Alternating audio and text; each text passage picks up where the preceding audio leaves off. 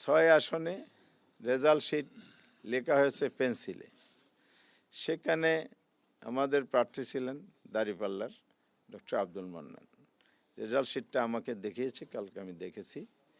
সেখানে আমাদের এজেন্ট মুসলিম ছিলেন, নামে তো মানুষ বোঝা যায়, কিন্তু এজেন্টের নাম লেখা আছে একজন হিন্দু ভদ্রলোকের নাম। তো এজেন্ট নাম পরিবর্তন যে হয়ে গেল, তাহলে এটা এই রেজাল্ট শিটের বৈধতা কি? ঢাকা 6 মনে হয় আব্দুল মান্নান, 6 আসনে রেজাল্ট শিট লেখা হয়েছে পেন্সিলে। সেখানে আমাদের প্রার্থী ছিলেন দাঁড়িপাল্লার ডক্টর আব্দুল মান্নান। রেজাল্ট শিটটা আমাকে দেখিয়েছে, কালকে আমি দেখেছি। সেখানে আমাদের এজেন্ট মুসলিম ছিলেন, নামে তো মানুষ বোঝা যায়, কিন্তু এজেন্টের নাম লেখা আছে একজন হিন্দু ভদ্রলোকের নাম। তো এজেন্ট নাম পরিবর্তন যে হয়ে গেল, তাহলে এটা এই রেজাল্ট শিটের বৈধতা কি? সে রেজাল্ট শিটে তো আমাদের প্রার্থীর স্বাক্ষর নাই, অন্য একটা স্বাক্ষর লিখে দেওয়া হয়েছে। এরকম ত্রুটিপূর্ণ রেজাল্ট শিটও আমাদের কাছে আছে। এই বিষয়গুলো সহ ইলেকশন প্রক্রিয়ার মধ্যে যে ভোট গণনা ফলাফল প্রকাশে ত্রুটি হয়েছে, এগুলো নিয়ে আমরা আজকে কথা বলেছি।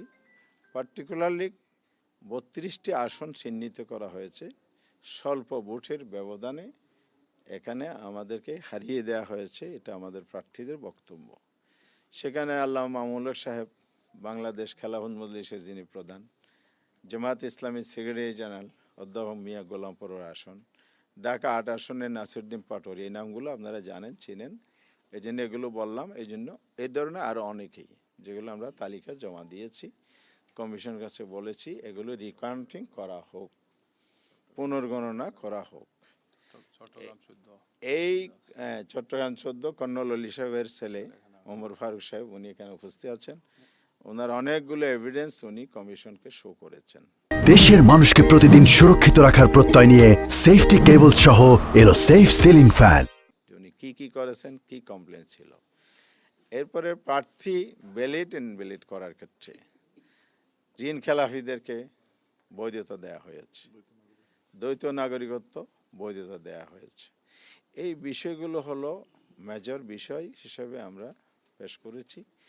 কমিশনের কাছে আমরা এটাও বলেছি, আপনারা তড়িঘড়ি করে গেজেট প্রকাশ করেছেন, কারণ 12 তারিখ ইলেকশন হয়েছে, 13 তারিখ রাত 11টায় গেজেট প্রকাশ হয়েছে।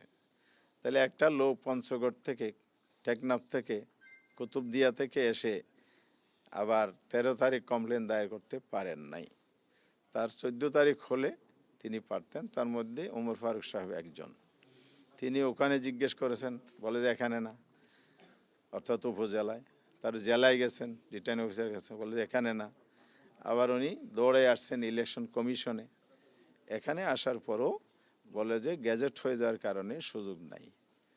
এই যে বিষয়গুলো তড়িঘড়ি করে করা হয়েছে, অথচ 13 তারিখ সকালেই আমাদের ডেলিগেশন আসছিল, এনসিপির ডেলিগেশন আসছিল, তারা বলেছে আপনারা গেজেট প্রকাশ করবেন না, আমাদের এই কমপ্লেনগুলো আছে, পুনর্গণনা, বিশেষ করে এই কয়টি আসন স্থগিত রেখেই পুনর্গণনার মধ্য দিয়ে স্বচ্ছতার সাথে আপনারা রেজাল্টটা দেন, তারপরে গেজেট দেন।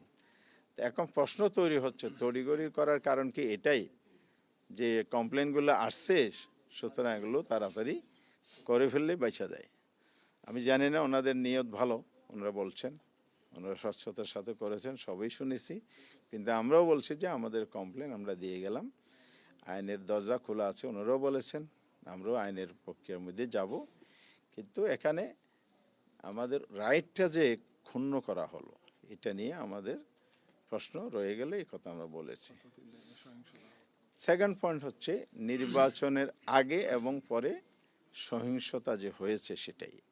নির্বাচনী সহিংসতা বাংলাদেশে অতীত হয়েছে, এগুলো আমরা জানি, কিন্তু এইবার তো সেটা প্রত্যাশিত ছিল না।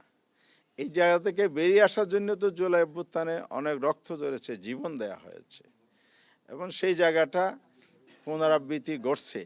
তাহলে কি এটাই হচ্ছে বাংলাদেশে আবার ফ্যাসিবাদের, আবারও স্বৈরতন্ত্রের উত্থান হতে যাচ্ছে? আমার বোনরা, আমার মায়েরা, নারীরা আজকে নিরাপদ হলো না। হাতিয়ার ঘটনা কি আপনারা জানেন? 2018 সালের সেই সুবর্ণ সৌরের ঘটনার পুনরাবৃত্তি করতেছে। সেদিন কি হয়েছিল? একজন মা, একজন নারী, 4 সন্তানের জননী, তাকে গণধর্ষণের শিকার হতে হয়েছিল। প্রশাসন বলেছে এদিন কোনো ঘটনা ঘটে নাই।